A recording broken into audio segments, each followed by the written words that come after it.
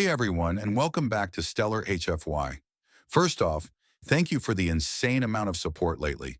Your feedback, comments, and breakdowns are shaping the way we build these stories.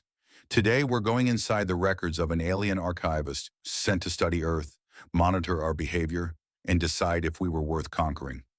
Let's see what he found. Stay tuned. Archivist Velen's arrival to Earth was not the work of ceremony, but of quiet necessity. The Alari conquered sent no fleets, made no announcements. Infiltration of a reactive frontier world required minimal disruption. His mind was transferred into a cognitive proxy form, human in appearance, but only in the most general sense. There was no intent for him to engage, only to observe, to watch the strange rhythms of a world the Concord's models could not quite pin down. He was stationed under the cover of an unremarkable liaison post at the Zoran corridor, a stretch of territory where Regional Air Command drilled its pilots against shifting weather, outdated radar, and the chaos of human maintenance schedules. It was the perfect observation ground, operational enough to simulate stress, routine enough not to raise suspicion. The classification reactive frontier world was not handed out lightly. Earth had been studied from a distance for over a century, its resource maps logged, its political networks tagged and modeled. The conclusions were almost always the same: a fractured planet with no unified command, a military presence powerful only in pockets, a species prone to disorganization and emotional escalation. Yet the simulations never quite aligned with reality. Predictive combat models failed to anticipate the persistence of certain units, or their bizarre ability to recover initiative after overwhelming loss. The anomalies were always small, just enough to register as noise in the dataset, but enough to draw the attention of the Concord's higher offices. That was Velen's assignment: embed on site, collect direct field data, and close the gap between prediction and reality. His presence was meant to be unremarkable. The humans he worked among assumed he was a quiet foreign officer, one of the many international liaisons who came and went through regional command.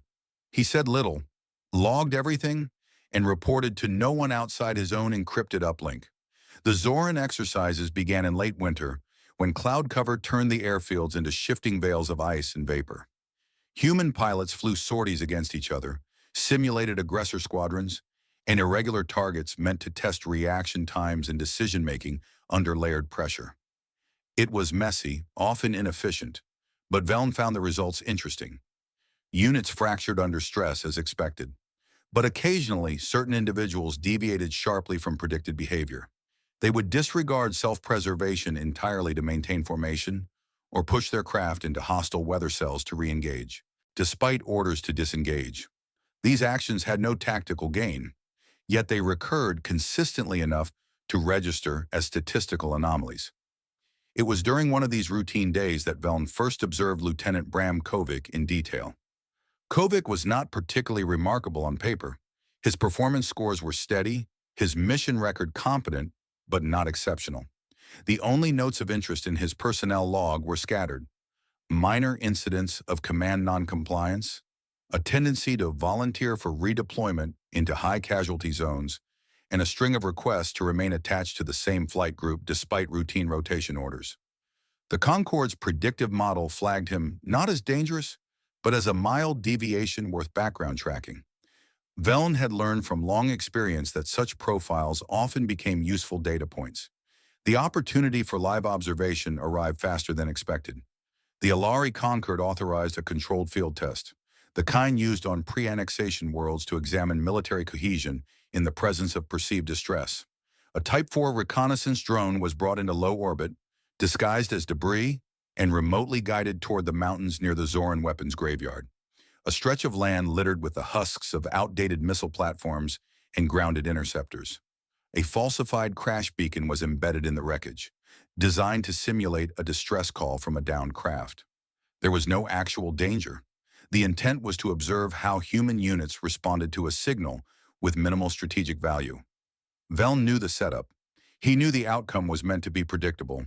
A rescue patrol would deploy, assess risk, and, if the zone appeared too hostile, withdraw in accordance with protocol. The Concorde's AI had calculated a 94% probability that Earth forces would follow procedure exactly. The distress signal was received by regional command during a routine sortie rotation. Pilots were ordered to continue scheduled drills until further analysis could confirm the signal's legitimacy. On the radar display, Veln saw Kovic's aircraft adjust vector slightly, drifting from formation in a way subtle enough not to trigger immediate correction. The command tower issued a notice, "Stay in pattern." Kovic did not respond. Instead, his craft peeled off, descending toward the signal zone in a tight dive. His wingman hesitated, then resumed course without him. It was the first time Veln saw the divergence occur in real time. Kovic's actions made no tactical sense. The crash beacon was in a hazardous region with no verified survivors. Flight command was explicit: do not divert resources without confirmation. Yet the lieutenant dropped altitude, engines straining against the mountain winds, closing distance with the source of the signal. Veln marked the deviation in his uplink, classifying it under the term the Concord used for this specific type of anomaly: honor deviation. Through the narrow viewport of the control deck, the Zoran corridor stretched out in jagged ridges of rock and snow. The weapons graveyard below was a dark sprawl of rusted missile frames and scorched landing pads, their metal skeletons twisting upward like the remains of some abandoned war. The signal was still pulsing faintly, though any human craft emitting it should have been visible from kilometers away. Kovic's descent was fast, committed, and clearly unsanctioned. Veln watched the trajectory lock in. There was no hesitation, no consultation with command. The Concorde's AI model began recalculating probabilities of mission abort, but the output was already irrelevant. Kovic had made his decision. In the cold silence of the observation deck, Veln logged the event without expression, his mind already parsing the tactical implications. The first test was underway, and the outcome would not match the model. The approach into the weapons graveyard was almost over before it began. Kovic's descent brought him low over the canyon edge, the jagged ridgeline closing around him as he cut through pockets of turbulence. He had no escort, no clearance, and no functional reason to be there other than the signal itself. Veln, watching from the control deck, kept his attention on the telemetry feed. The Alari drone operators had already adjusted for his course. The kinetic defense measure was non-lethal, a precision strike meant to neutralize his craft without killing him. At the exact midpoint of his descent, a shaped burst of kinetic energy hit the left wing of his aircraft. The frame shuddered, and within seconds, his control surfaces were gone. Kovic ejected. The capsule deployed cleanly. Parachute spread against the thin air as the crippled aircraft fell into the rocks below. Veln expected the usual pattern: recovery beacon active, pilot hunkers down, rescue team deployed when conditions allow. But Kovic cut away from the harness almost before he landed. His movement was unsteady but deliberate. A hard limp in his gait suggested impact trauma to the lower body, and he favored his left arm in a way that spoke of more than a bruise. The telemetry confirmed rib fractures from the ejection. Instead of activating his recovery beacon, Kovic angled toward the signal coordinates. His pace slowed over uneven ground, but he did not stop. The weapons graveyard was a hostile place. Old munitions rusted into unstable piles, jagged fuselages jutting like teeth from the rock. The Alari Type 4 drones were already moving in. Their programming was simple: shadow his path, block direct access, test his behavioral response. The first contact came at the base of a canyon slope. The lead drone emerged from behind the wreck of a grounded missile pod, optics glinting in the haze. Kovic didn't engage immediately. Instead, he surveyed the debris, stepped behind a support frame, and pulled a line of cable loose from the missile's husk. He worked quickly, setting the cable against a corroded power cell, then fixed it to the fractured crash beacon casing lying nearby. The setup was crude but functional. When the drone advanced, Kovic detonated the beacon casing, directing the blast not at the drone itself, but at the canyon wall above. The explosion was controlled but precise, sending a cascade of fractured stone down into the slope. The impact created a barrier between him and the pursuing drones, forcing them to recalculate access routes. It bought him time, but only seconds. Instead of retreating to safety, Kovic moved deeper into the canyon, following the signal trail. His oxygen levels dropped in the thin air, his pace slowed, but the objective did not change. He had entered what most command profiles would classify as a loss condition, isolated, injured, with no operational gain possible. Yet he pressed forward. By nightfall, temperatures dropped sharply. The canyon winds scoured through the twisted metal frames of the graveyard, carrying with them the low hum of the drone's propulsion systems as they swept the area. Kovic took shelter under a thick slab of collapsed plating, dragging the edge down over himself until the interior was shielded. There was no heat source, no flare. He had positioned himself deliberately out of thermal scan range. The next 26 hours were a slow rotation of survival and evasion. He rationed what supplies he had on him, moved only when the drones were at maximum distance, and used the graveyard's debris to mask his path. At one point, he dismantled the shattered remains of a downed Type 4 unit he had managed to disable by triggering a fall trap, a fractured support strut giving way beneath its weight. The uplink core was extracted with methodical precision, each connection point severed as if he had studied the system's layout. By the time he emerged from the canyon, the uplink core was secured to his pack. He did not broadcast for recovery. He did not radio command. He did not even signal his own survival until he was already within range of the Zoran corridor base perimeter. When Kovic appeared at the edge of the tarmac, he was moving under his own power, the uplink core carried in one hand. He walked past the medical team without slowing, past the questioning officers at the edge of the hangar. He placed the core directly on the operations table in the briefing room, said nothing, and left. Veln observed every detail. This was not an act of desperation. It was not even recklessness in the conventional sense. Kovic had made a calculated decision to see the mission through despite every rational model dictating otherwise. There was no medal waiting for him, no strategic celebration. He had done it because the objective mattered, whether it made sense to anyone else or not. In the days that followed, the Concorde reviewed the data. The outcome was clear. The deviation was statistically relevant, but not sufficient. Veln's field analysis highlighted the intent as matched to irrational pattern with coherent tactical results. It was not chaos. It was not luck. There was structure to it, even if the models could not articulate the mechanism. The conclusion from Alari Command was simple. One incident was not proof. A second test would be authorized, this time with live stakes. The target, an active weapons depot in Turkmen territory. The intent, trigger a direct conflict scenario under time pressure, observe escalation patterns in command and individual behavior. On the mission approval list, one name was marked in predictive risk logs, Bram Kovic. The operation began under a different kind of silence. There was no false beacon this time, no controlled test dressed as an accident.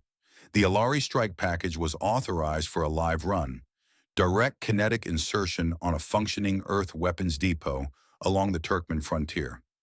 Its purpose was surgical: disable a single facility, measure response time, and test whether Earth Command could absorb the loss without destabilizing local doctrine.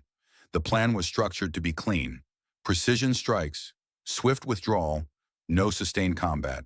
The target site was chosen carefully. The depot sat at the edge of a low escarpment, reinforced but lightly manned. To the Concorde's intelligence, it was ideal: high-value infrastructure with minimal human complication. The Alari expected to find routine staffing and predictable command procedures. What they did not expect was Bram Kovic. By the time the Concorde strike team entered its insertion vector, Kovic was already inside the perimeter. His presence was not authorized, nor was it coordinated with command. Later, Earth's internal investigation would reveal that he had intercepted fragments of encrypted chatter during routine patrol and acted independently. He had entered the depot without formal clearance, citing maintenance pretext, and embedded himself deep in the operations wing. When the Alari strike craft crossed into range, Earth's response was immediate but by the book. The standard fallback for any depot under imminent capture was clear: auto-denial. If overrun, destroy the facility to prevent weapons recovery. The countdown for demolition was initiated even as the first kinetic signatures appeared on tracking arrays. Inside the depot, Kovic accessed the central compression core. The countdown sequence was already active, the base's emergency protocols aligning to detonate the warhead remotely. He cut the remote link without hesitation. With the core now isolated, he initiated a dead man loop, locking the warhead to a manual trigger that only he controlled. In the event of detonation, there would be no failsafe, no external override. Then he did something entirely outside every model. He broadcast the depot's coordinates, not to Earth Command, but to the Allery fleet approaching the strike zone. The transmission was open band, unencrypted, and timed to ensure that the Concorde's forward elements would receive it. Before engagement began, his message was clear and without pretense. Stand down or we all burn. The impact of this single transmission rippled instantly. The Concorde strike craft, configured for a high-speed pass, broke vector. The initial attack window closed in seconds as Fleet Command scrambled for reassessment. Their doctrine had prepared them for resistance, for the possibility of a counterstrike, even for the destruction of the depot under Earth control. But what they had not prepared for was an individual inside the blast radius, holding both sides at risk. Not as a strategic calculation, but as an active condition of the engagement.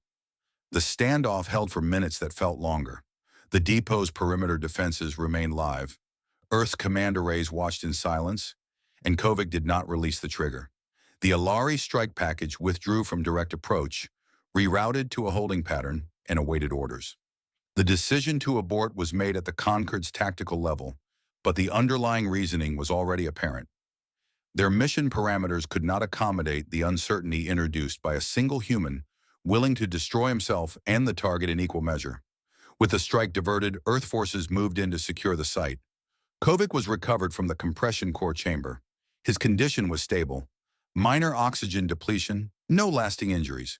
He offered no explanation for his actions, no justification, and no acknowledgement of what had occurred. He refused medical evaluation until the core was resecured, and he declined to participate in the post-incident debrief entirely. The reaction within Earth Command was mixed. Officially, the depot was considered saved through decisive action. Unofficially, Kovic's violation of protocol was indefensible. Yet no one moved to discipline him. His actions had achieved what doctrine could not. The deterrence of a Concorde strike without a single shot fired. The result was undeniable, even if the method was unrepeatable in controlled terms. Veln's assessment was less ambiguous. Watching from his position within regional command, he marked the event not as survival instinct, but as something more deliberate. Kovic had not acted to save his own life, nor even strictly to protect the depot. His action had been one of parity, forcing the enemy into a position where their risk matched his own, where the engagement was framed as an exchange rather than an attack. It was an inversion of battlefield logic that the Concorde's models were unprepared to address. Back in Concorde space, the event triggered an emergency quorum among the Alari Council. The withdrawal of the strike team marked the first operational failure of a live engagement with Earth. It was not the loss of the depot that unsettled the Council, but the manner in which the failure had occurred. This was not a matter of superior firepower or defensive capability. The strike had failed because the human in question had created a condition in which the Concorde could not proceed without unacceptable instability. Within days, internal notices flagged Earth as a potential doctrinal risk. Units stationed along the human engagement frontier were issued preliminary advisories regarding behavioral unpredictability in live theaters. Kovic's name appeared in predictive risk logs, no longer as a marginal outlier, but as a potential destabilizing factor in human Alari encounters. The psychological review that followed extended beyond Kovic. 3 frontline divisions assigned to Earth theater simulations were ordered into stand-down rotation. The message was clear. The Concorde had identified something in human behavior that could not be readily neutralized by standard tactical doctrine. The depot incident was not classified as an anomaly. It was treated as a precedent. In the silence of his uplink station, Veln marked the shift. The first test had been observation. The second had been pressure. Both had returned results outside the model. Whatever was driving these deviations, it was no longer theoretical. It was active. And the Concorde had no immediate solution. The depot incident was never officially acknowledged beyond the closed doors of regional command, but its effects rippled quietly through Earth's operational framework. There was no grand rewriting of doctrine, no formal amendment to field manuals. Instead, the shift began subtly, buried in orders that at first glance looked routine. commanders began assigning retrieval units not simply to secure surviving assets, but to bring back what was left of the fallen, ID tags, encrypted data, even the remnants of damaged equipment tied to the last actions of a unit.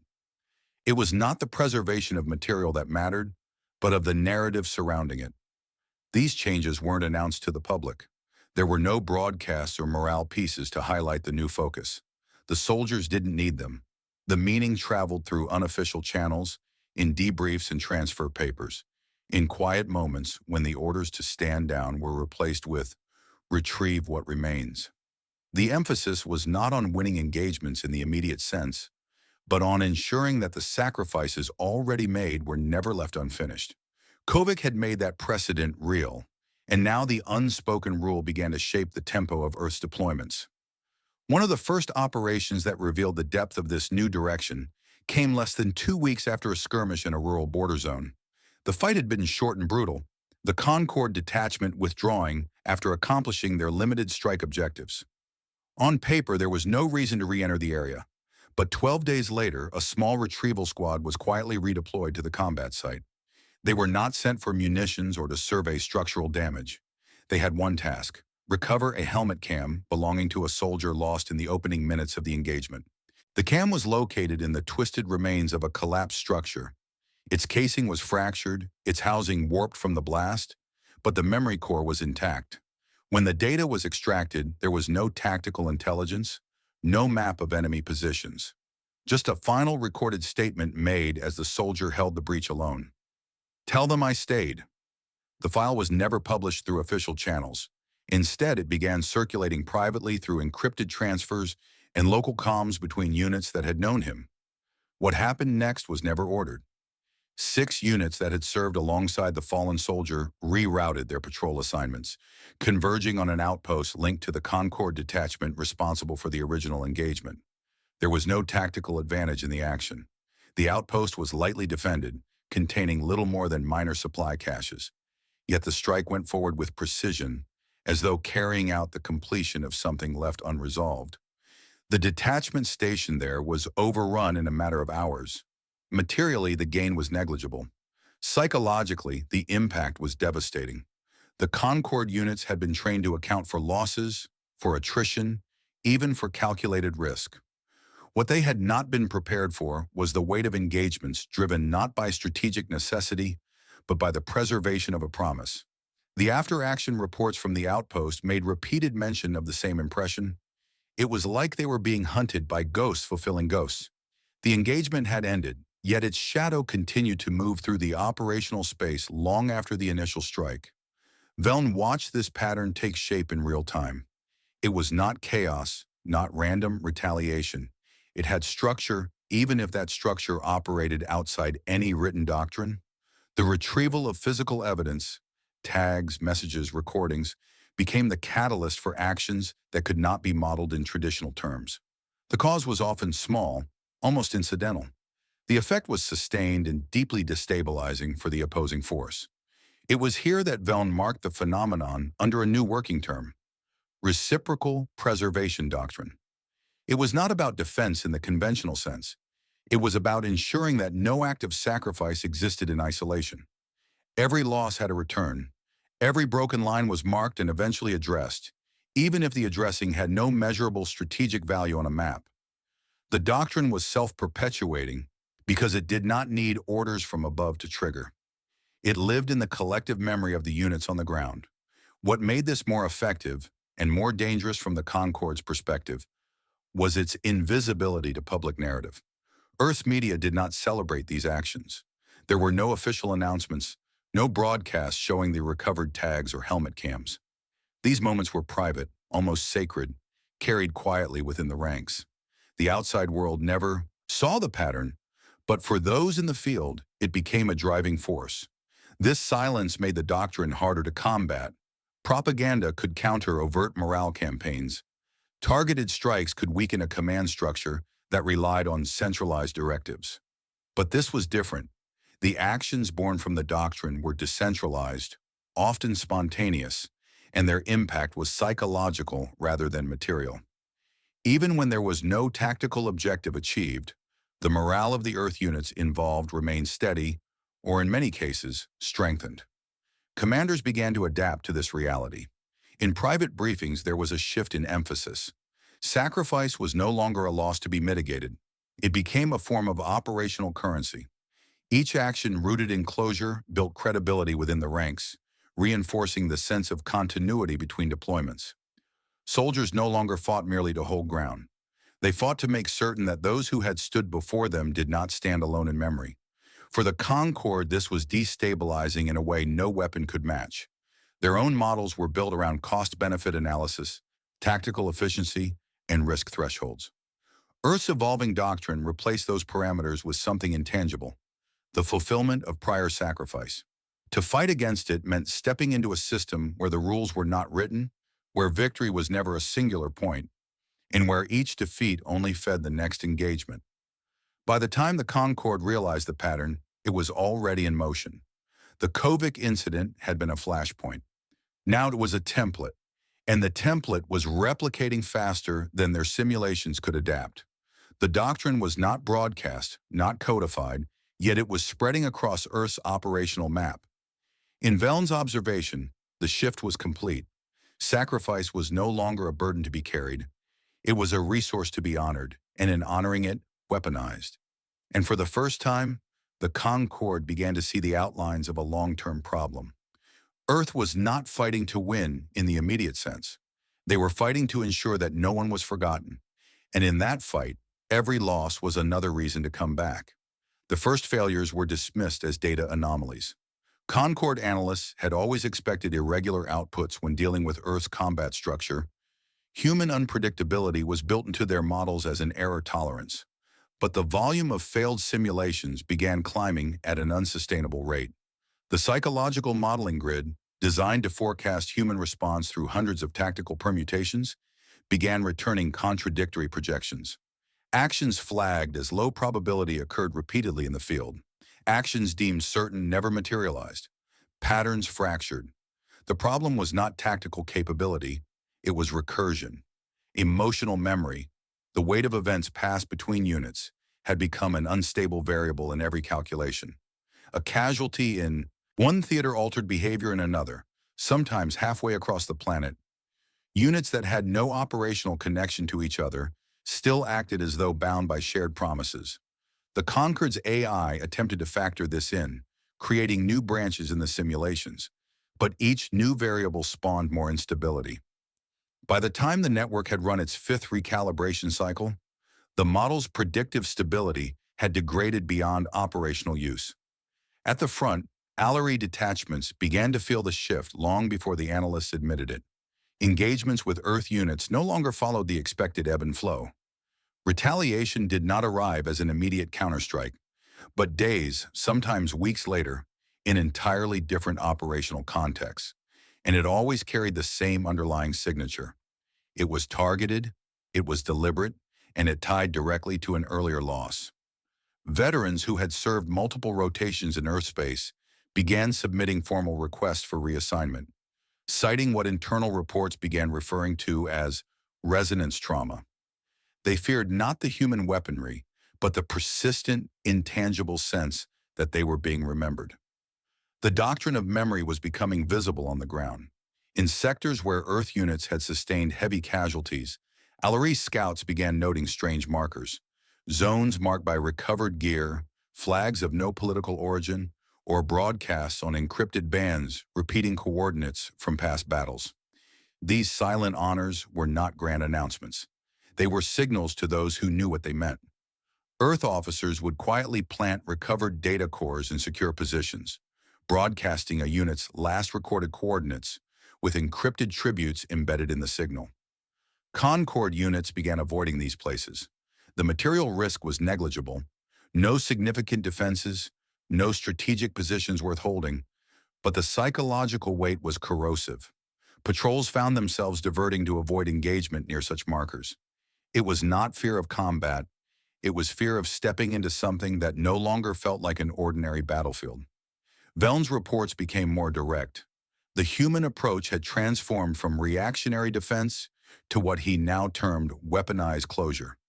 Each engagement that ended in loss for Earth did not close the cycle. It amplified it. The memory of the loss became fuel for future actions. The Concord's doctrine was built on containment, on achieving a decisive resolution. But against Earth, there was no resolution to be had. There was only continuation. The footage that finally broke the argument in the Concord's inner council came from a drone assigned to a minor sweep operation along a contested valley line. The engagement was minimal, the skirmish already decided. In the aftermath, the drone recorded a single human moving through the debris. He was badly wounded, his movements unsteady, but his course was unwavering. Step by step, he crawled toward the body of a fallen comrade, securing the remains with deliberate care. His words, caught on the low-band comm, were simple and repeated. "We go home, all of us." The image circulated through the Concord's internal channels faster than any formal order. It was not the act itself that unsettled them. It was the understanding that this moment, like countless others, would not end here. Somewhere down the line, another engagement would carry its echo. The request for disengagement began in earnest. Artillery units stationed across 3 active theaters called for moratoriums on human contact, citing operational instability and psychological fatigue. They argued that the cost of continued engagement outweighed any possible gain. In Concord space, the debate turned formal. Earth's classification as a reactive frontier world was under review. Containment was on the table. Annexation was no longer viable. The vote loomed, and with it, the question of whether the Concord would continue to risk engagement with a species whose battles did not end when the fighting stopped. For Velln, the answer was already evident. The simulations had collapsed because the logic they were built on had no place for memory as a weapon. And Earth had made it clear. Their wars did not end at ceasefire. They persisted in the promises made to the fallen. The vote in the Concord Council was not contentious in the way major decisions often were. By the time the matter reached the floor, the pattern was undeniable. Earth could not be integrated into Concord space without destabilizing the doctrinal framework that sustained Alari military cohesion. Annexation was off the table. Prolonged engagement was deemed a risk without predictable outcome. Earth was reclassified as a contained doctrine zone, monitored but untouched. All simulations involving human combat modeling were suspended indefinitely.